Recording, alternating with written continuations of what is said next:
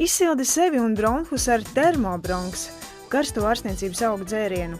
Siltums un izsildīšana ir viens no papildus līdzekļiem cīņā ar vīrusiem un baktērijām, īpaši augstā laikā, un nekas tik labi neizsilda organismu un bronhus kā karstas zāļu tējas.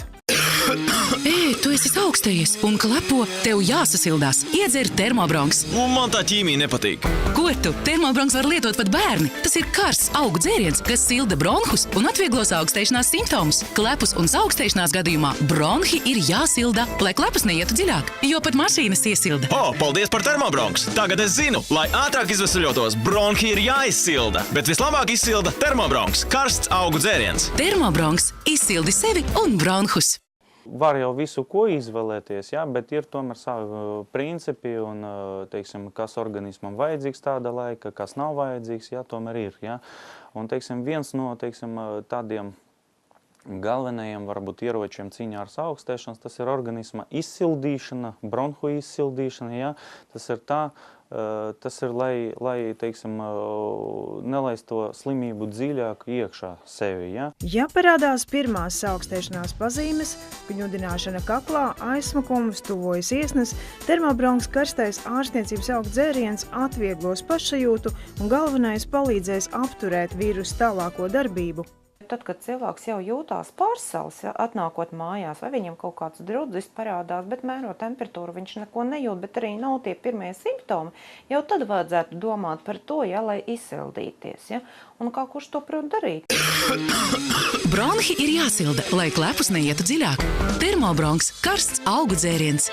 Termobronks izsildi sevi un bronhus. Termobronks izsilda un veicina svīšanu drudža laikā, labvēlīgi ietekmē elpceļus un palīdz lokāli mazināt rīklas un elpošanas iekaisumu, palīdz cīņā ar vīrusiem un nostiprina visu organismu.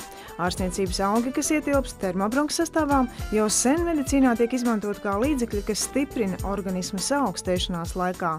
Termobronks, tas ir dabiskais produkts, tas ir ārstniecības augu, karstais ārstniecības augu dzēriens, šķīstošais, ērti pagatavojamais, ja?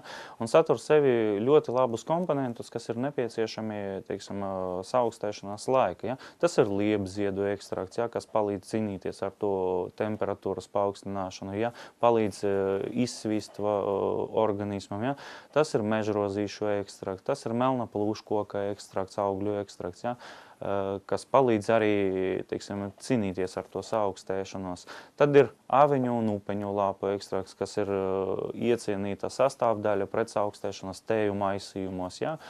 Un, protams, arī pievienots C vitamīns, kas klasiski ir nepieciešams arī saaugstēšanas gadījumā. Ja?